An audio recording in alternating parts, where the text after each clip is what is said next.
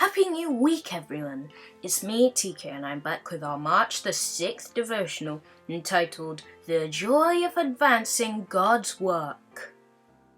Our verse for today is taken from 1 Chronicles 29 verse 16. O Lord our God, all this abundance that we have prepared to build your house for your holy name is from your hand, and it is all your own.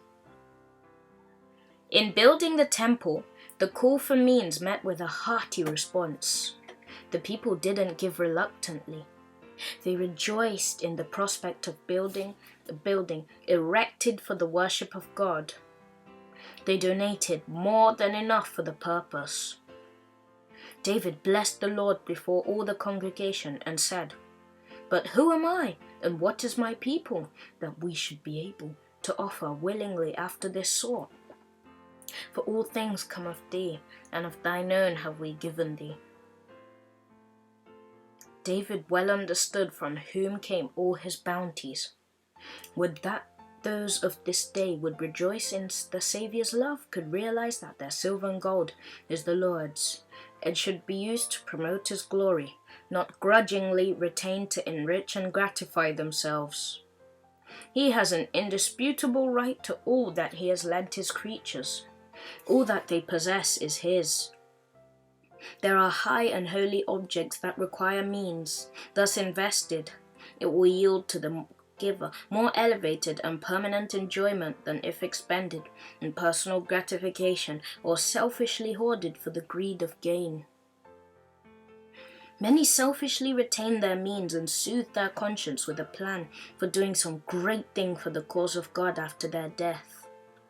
They make a will donating a large sum to the church and its various interests, and then settle down with a feeling that they have done all that is required of them. Wherein have they denied self by this act? They have, on the contrary, exhibited only selfishness.